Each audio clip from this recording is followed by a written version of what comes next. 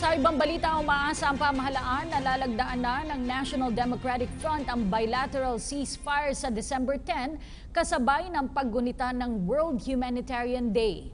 Matatandaang nung nakaraang buwan pa nakatakdang pirmahan ang naturang kasunduan, subalit ayon kay Government Panel Chief Silvestre Bello III, naudlot ito dahil sa kawalan ng konsensus ng dalawang panig sa ilang mahahalagang usapin.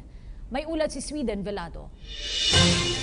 Umaasa si Government Panel Chief Silvestre Bello III na malalagdaan ang bilateral ceasefire agreement ng kampo ng National Democratic Front o NDF sa 10 ng Disyembre, kasabay ng paggunita sa World Humanitarian Day. We are not giving up na by December 10 magkakaroon pa rin tayo ng signing of the joint bilateral permanent ceasefire. Yun ang huwag niyong kalimutan, permanent ceasefire, which will eventually lead to the cessation of hostilities. Noong 26 ng Oktubre ang itinakdang unang deadline para lagdaan ang kasunduan.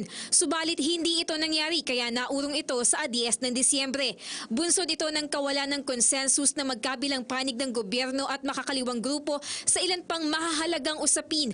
Halimbawa ay pagtukoy sa koleksyon ng revolutionary tax bilang legal o iligal na gawain. Ito kasi ang pinagkukunan ng pondo ng NDF para sa kanilang puwersa. Sakaling hindi pa rin malagdaan ang bilateral ceasefire sa takdang deadline, sinabi ng kalihim na mag-aanunsyo na lang sila ng pagpapalawig ng unilateral ceasefire para sa kaalaman ng publiko. Samantala, 40 hanggang 50 political prisoners naman ang inaasahang bibigyan ng pardon ng pamahalaan bago sumapit ang Pasko. Possible, may mga mabigyan ng pardon, especially yung mga elderly, yung mga sickly, and yung mga babae. May bias ang ating Pangulo for yung mga women detainees or prisoners. Para sa PTV News, Sweden Velado.